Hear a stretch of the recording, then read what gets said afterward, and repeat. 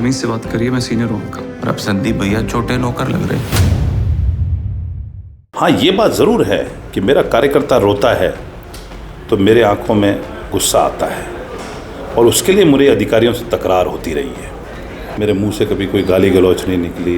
मैंने किसी आदमी के साथ में परेशान करने की या उसको दुखी करने की हमारी नीयत नहीं रही। इसी कारण तो भारतीय जनता पार्टी मानसिकता के लोग मेरा साथ देते हैं। अशोक गहलोत जी ने अपने जीवन का 73 साल के जीवन का निचोड़ इस राज में डाला है, सब कुछ दे दिया। मुख्यमंत्री कौन होगा?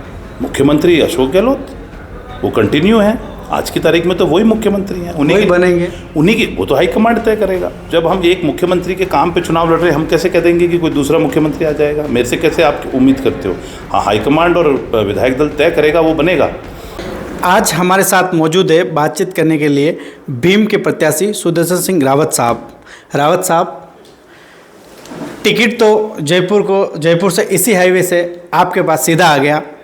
अब यहाँ की जनता ऐसी आपकी क्या बड़ी उपलब्धि है उसको लेकर इसी हाईवे से विधानसभा आपको भेजे? देखिए, टिकट भीम देवगढ़ की जनता को यहाँ के काम के आधार पर वापस दिया गया और मुझे उम्मीदवार बनाया पार्टी ने। उसके लिए शीर्ष नेतृत्व का धन्यवाद देता हूँ। और जहाँ तक विकास की बात है, और जो ये हाईवे जिसकी आप बात कर रहे हैं, इस हाईवे को भी हमने ही चल के पैदल बनवाया, जो जयपुर तक जाता है। 8 साल से अधूरा पड़ा था। मेरे सभी तमाम साथी लोग और हम लोग पैदल चले। केंद्र की सरकार जागी और आज ये हाईवे जिस पे आप आए होंगे, ये बिल्कुल तैयार बना हुआ है।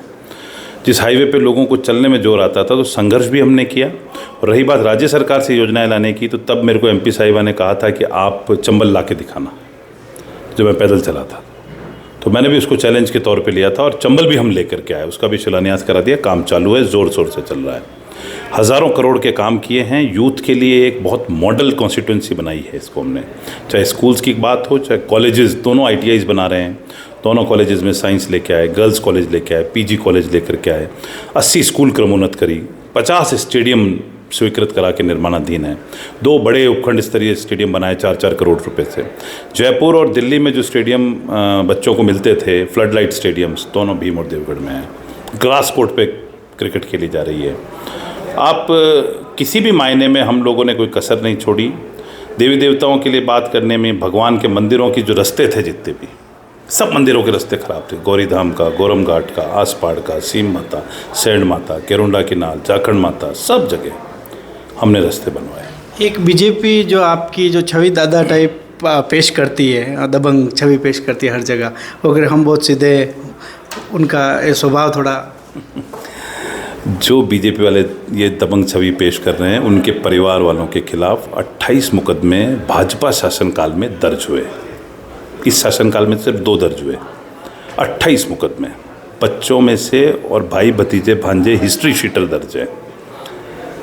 वो लोग क्या है दबंगाई का सर्टिफिकेट देंगे? जिस सुदर्शन सिंह ने एक छोटे से गरीब व्यक्ति को भी रेत तो नहीं करी। हाँ, ये बात ज़रूर है कि मेरा कार्यकर्ता रोता है तो मेरे आंखों में गुस्सा आता है, और उसके लिए मेरे अधिकारियों से तकरार होती रही है। चाहे राजसमंद की बात हो, चाहे हाईवे पे हो, चाहे पुलिस स्टेशन में हो, चाहे SDO ऑफिस में हो, चाहे कहीं पर भी हो, मैं मेरे लोगों के लिए ज़रूर लड़ता हूँ। क्योंकि मेरे दादा मेजर फतेह सिंह जी ने कहा था कि अपने लोगों के लिए अगर भगवान से भी लड़ना पड़े ना एक बार, तो लोकतंत्र में तो भगवान से भी लड़ना पड़े तो लड़ना पड़ेगा अपने लोगों के लिए। उसमें ज़रूर मैं अपनी बात मजबूती से कहता हूँ। बाकी मैंने किसी आदमी के साथ में आज दिन तक मेरे मुंह से कभी कोई गाली गलौच नहीं निकली। मैंने किसी आदमी के साथ में परेशान करने की या उसको दुखी करने की हमारी नीयत नहीं रही। इसी कारण तो भारतीय जनता पार्टी मानसिकता के लोग मेरा साथ देते हैं। इसी कारण तो हालात ये है कि ये भाजपा की पेटेंट कॉन्स्टिट्यूंसी थी। 3-3 बार हरी सिंह जैसा फेलियर आदमी MLA बन जाए तो पेटेंट कॉन्स्टिट्यूंसी थी। काम तो कुछ किया ही नहीं था। क्वालिफिकेशन 0 है, पढ़ाई लिखाई में भी 0, काम में भी 0। उसके बावजूद क्यों जीत रहे थे? वो खुद नहीं जीत रहे थे, बीजेपी कॉन्स्टिट्यूंसी थी। दिया कुमारी जी 60-70 हज़ार से पार्लियामेंट में जा रही है। उस कॉन्स्टिट्यूंसी में आज परिवर्तन यात्रा आती है, आप लोगों ने कवर करी। कहीं 50 आदमी, कहीं 40 आदमी, देवगढ़ में 100 आदमी, भीम में 200 आदमी। क्या है ये? मैं रोक रहा हूँ? ये दबंगाई मेरी नहीं, भारतीय जनता पार्टी के उन 15 साल के पूर्व विधायक की दबंगाई थी। हम तो लोगों को काम कर रहे हैं। हाँ, अधिकारियों से लड़ने में मैं कोई कसर नहीं छोड़ता हमारे लोगों के लिए। सरकार बनेगी कांग्रेस की?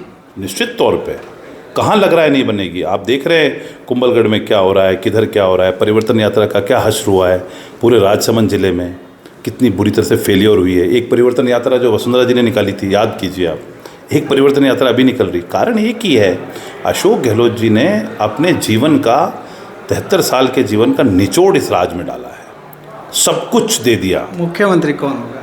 मुख्यमंत्री अशोक गहलोत, वो कंटिन्यू है। आज की तारीख में तो वही मुख्यमंत्री हैं, वही बनेंगे, उन्हीं की, वो तो हाईकमांड तय करेगा। हम तो आज की तारीख में तो मुख्यमंत्री अशोक गहलोत है। उनकी पॉलिसीज़ पे जब चुनाव लड़ रहे हैं, आप बताइए, जब हम एक मुख्यमंत्री के काम पे चुनाव लड़ रहे हैं, हम कैसे कह देंगे कि कोई दूसरा मुख्यमंत्री आ जाएगा? मेरे से कैसे आप उम्मीद करते हो? हाँ, हाईकमांड और विधायक दल तय करेगा, वो बनेगा, पर निश्चित तौर पे जिन अशोक गहलोत ने काम किया है उनको भूल कैसे सकते हो आप? पायलट साहब से मिलना होता है? पायलट साहब जहाँ पार्टी मीटिंग में मिलते हैं और पूरा सम्मान है उनके लिए। वो कांग्रेस पार्टी के एक लीडर हैं, महत्वपूर्ण नेता हैं, तो उसमें मिलने ना मिलने का तो सवाल ही नहीं उठता। और पायलट साहब के लिए तो, जो पायलट साहब के परिवार ने भी राजेश पायलट जी की मूर्ति नहीं लगाई थी। राजेश पायलट जी की पहली मूर्ति मेरे पिता लक्ष्मण सिंह जी ने देवगढ़ में लगाई थी। सिर्फ नज़दीक होने से और मिलने जुलने से नहीं होता, जो सम्मान होता है वो दिल में होता है। और हमने हमेशा उनका भला ही चाहा है। अजमेर में सांसद बनाया तो हमारी भूमिका रही है, और हमारा उनके लिए पूर्ण आदर और सत्कार और सम्मान है। अभी भी, आज की तारीख में भी वो दिवाली पे विश करते हैं, कभी भी कहते हैं, पूर्ण आदर सम्मान है उनके। तो क्या विजन है अब आगे आपका? काम करेंगे लोगों के लिए, वापस सरकार बनाएंगे और ऐतिहासिक काम करेंगे। जो योजनाएं बाकी रह गई, कुछ अधूरे रह गए काम, उनको पूरे करेंगे। चंबल की योजना का पानी घर घर पहुंचा करके उसमें बच्चों को और महिलाओं को रिलीफ दिलवाएंगे। सिर्फ भीम में ही बीजेपी ने प्रत्याशी नहीं उतारा है, सब जगह उतार दिया आपके सामने। कोई परेशानी आ रही होगी, कोई उम्मीदवार नहीं मिल पा रहा होगा, कोई उम्मीदवार हाँ नहीं भर रहा होगा, या जो मांग रहे हैं वो लड़ रहे हैं, जो मांग रहे हैं उनका जनाधार नहीं है। आप सोचिए, कहीं ना कोई कारण होता है। हम हमारे मुंह से कुछ कहें कि भाई क्यों नहीं बन रहा है, उनका इंटरनल मैटर है, परंतु निश्चित तौर पे यहाँ पे जो भाजपा के कार्यकर्ता थे उन्होंने विपक्ष की भूमिका भी नहीं निभाई। वो उनको पार्टी में भी लग रहा है। सिर्फ एक ही चीज़ है कि कैसे भी करके झूठ बोल दो, इसको गुंडा डिक्लेयर कर दो, दबंग डिक्लेयर कर दो, इनको एंटी हिंदू डिक्लेयर कर दो, और किसी भी तरीके से कुर्सी बैठ जाओ। इसके अलावा कोई एजेंडा नहीं है। और वो कारण है कि सर्वे की रिपोर्ट्स में, भारतीय जनता पार्टी के सर्वे में उनको उम्मीदवार कोई फिट ही नहीं हो रहा है। फिर भी उम्मीदवार तो घोषित करेंगे, वो जल्दी कर लेंगे, उनका इंटरनल मैटर है। मेरे लिए उसमें ज़्यादा सोचने का विषय नहीं है। तो रावत साहब थे हमारे साथ राजस्थान तक पर। इन्होंने अपनी सरकार वापस आएगी ये बताया, और पायलट साहब से भी मुलाकातें होती रहती है। देवी सिंह खरवट, राजस्थान तक, राजसमंद।